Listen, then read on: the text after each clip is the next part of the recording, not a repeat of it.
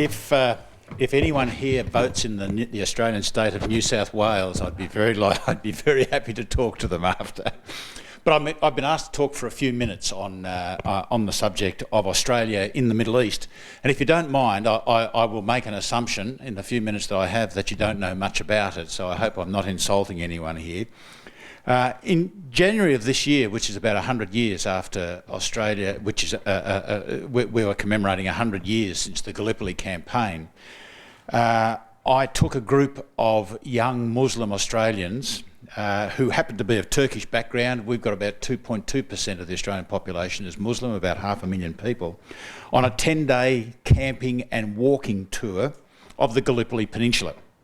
On one of our long walks between World War I Australian battle sites, one of the girls asked the obvious question to me: why does Australia get involved in so often in other people's wars? She said. Why doesn't it do what Turkey does and only get involved in local matters?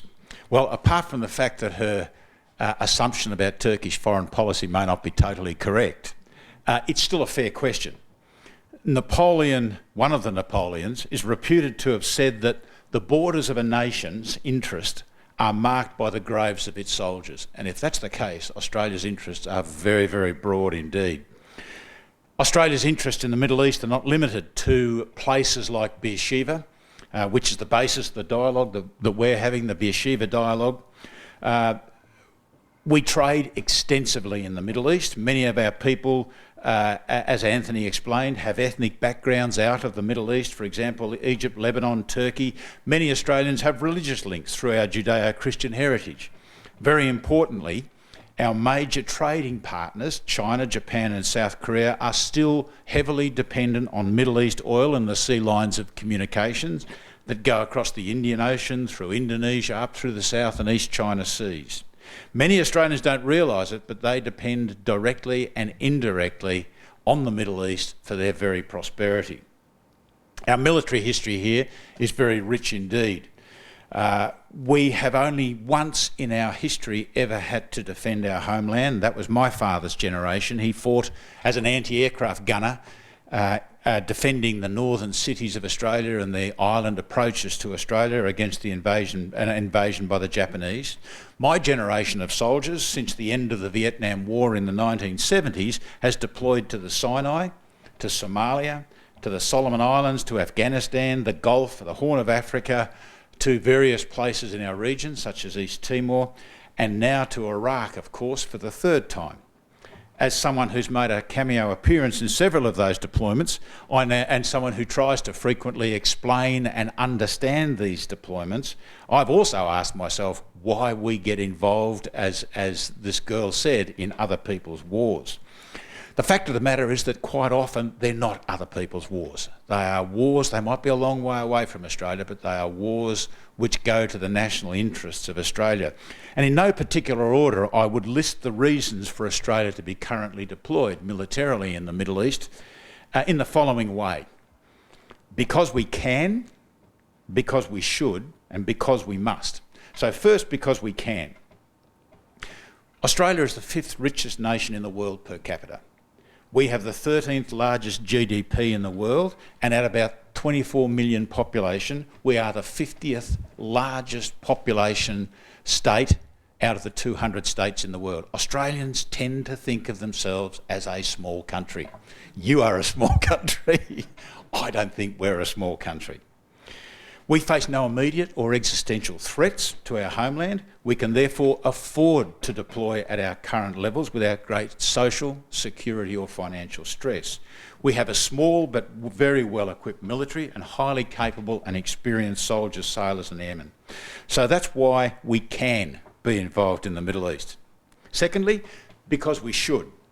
The world is full of people who need assistance, and our riches and security places a moral responsibility on us. Peacekeeping and humanitarian operations are obvious examples, and our support, the support we provided recently to the Yazidis on Mount Sinjar, is only the most recent example. At this very moment, the greatest contributions that we Australians can make to the well-being of the Iraqi and Syrian peoples and the stability of your region is to assist in the decisive defeat of the Islamic State in Iraq, and that's an interesting proposition. The impact on the world of the Middle East dominated by Islamic extremism is something worth fighting against. So that's the second reason why we are in the Middle East, because we should. The third reason is because we as Australians must be here. We're a trading nation and our trade depends on the rule of law.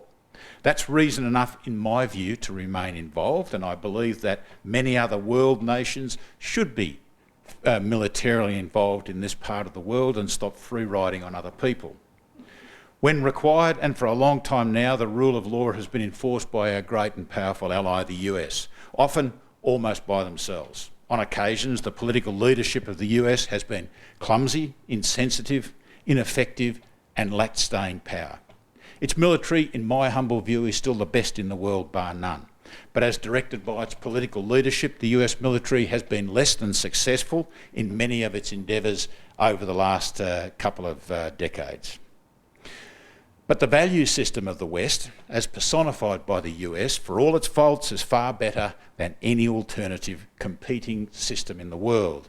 We Australians have the unique, some might say dubious distinction of fighting beside the US in every one of its major wars for the last 100 years.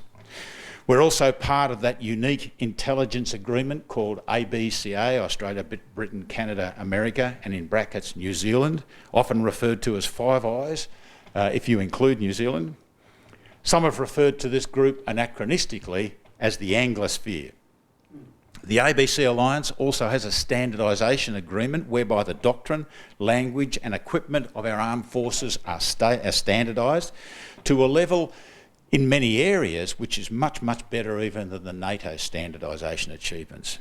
There are, of course, always exceptions as to how standard you can become, but the biggest advantage is, and people might dispute this, is that we all claim to speak a version of English. Now, this has really practical value. I was able to serve as the Chief of Operations for a year in Iraq under an American four-star general. This was because of the access that we enjoy to US intelligence systems, to the commonality of our systems and to the familiarity that we have with each other. I replaced a US general and a US general replaced me. Another reason why we should be involved in the Middle East is, ironically, because we Australians live in a volatile part of the world, which, although I said before represents no immediate threat to Australia, is becoming much more volatile. We do not, thank God, have the immediacy of threat that Israel has that justifies military spending at the level of Israel's. But our part of the world is highly uncertain in the medium to long term. Our defence spending is currently less than 2% of GDP, which allows us to do the wars of choice that we participate in at the moment quite well. Within our politics, we have a bipartisan policy, which is to move to 2% of GDP over the next few years, which, although it does not permit an independent defence of the Australian continent, allows us to conduct our wars of choice very well indeed, and to be better prepared for the wars of necessity that we may face in our region in the future. To do this, we need to keep the US engaged in our part of the world, so that through their presence, defence warning time for Australia is maximised, defence preparation time for us is lessened, and our strategic risk is thereby managed. So we support in meaningful ways the alliance between Australia and the US, even though the issues for which we fight in the Middle East may not appear to everyone, like my young Turkish-Australian trekking companion, to be of our immediate concern. Australia's current deployments to the Middle East of Super Hornets are Super Hornets conducting raids against the Islamic State in Iraq and Syria, supported by refuelling aircraft and command and control and surveillance aircraft, all based in the UAE. We have a conventional force of trainers conducting training for a series of Iraqi brigades, and we have a special forces group working with the Iraqi special forces. I acknowledge that the conflict with the Islamic State in Iraq is at best at a stalemate. It's my opinion that the situation in Iraq and Syria is likely to get worse before it gets better, and that the only way that I can think it will get better is if the nature of the West's support to the country of Iraq against IS changes in nature and scope. I don't advocate boots on the ground the way we did it before, but I do advocate making the air campaign much, much more effective in both interdiction and close air support, and that the Western trainers accompany the Iraqi combat units into battle. In terms of strategic competition, I would see it as a gross failure if Iranian and Russian interest in Iraq is increased at the expense of Western influence, and perhaps that's already occurred. The Islamic State can be defeated, but Islamic extremism probably cannot be destroyed. I suspect that we're going to be happy just to hold our own ground until a new US president is elected, and even then, of course, there are no guarantees. And none of us can ever predict the strategic surprise that once again will dislocate our strategy, as it has so often in the past, and the longer that we drag out each conflict, the more likely we all are to be surprised. Ladies and gentlemen, I hope that once over lightly of Australia's presence in the Middle East was of some interest to you. To conclude though, we Australians really don't know why you guys can't find it so hard to run this part of the world.